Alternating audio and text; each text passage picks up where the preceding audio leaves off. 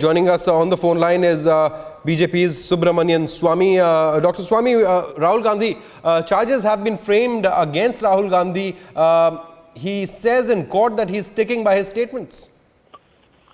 Yes, he should go to jail for it because to accuse somebody of murder when he or she has nothing to do with it, or an organization especially of millions of people as volunteers, to be accused of murder of Mahatma Gandhi when there's no reference to it in the FIR, there's no reference to it in the court judgments, there's no other thing except that Jawaharlal Nehru directed ban for a short while, which Sardar Patel lifted, and wrote a letter to the head of the RSS, Gurji Golwalkar, that he is so happy that he could remove the ban. There was not a single stricture passed.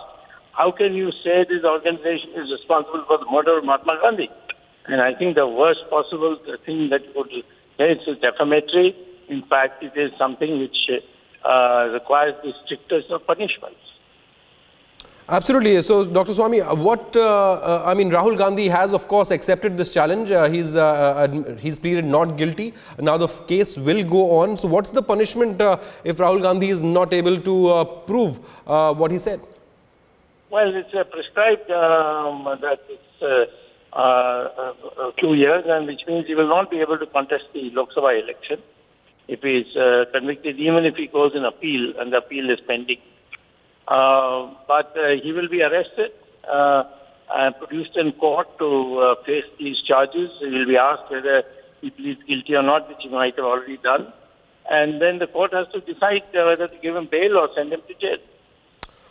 So, Dr. Swamy, charges have been filed against Rahul Gandhi. Now, what's the next step? What will happen in court now? Rahul Gandhi will be asked to appear before the court where the charges, he will be asked a simple question: do you plead guilty or not?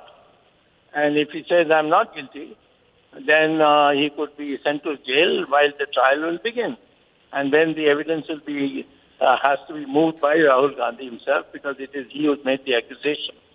And this will be rebutted. And then he'll be held guilty. In this case, of course, it's clear he'll be held guilty. And he will have to serve a minimum of 2 year sentence and fine.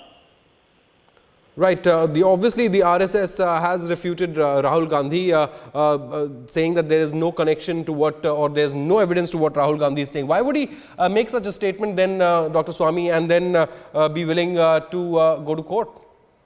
It's not a question of RSS refuting it. There is no evidence whatsoever. Has any commission or inquiry said RSS is involved? And all through were Congress governments. Is there any reference to it in the trial of Mahatma Gandhi's murder when Godse was condemned to be hanged?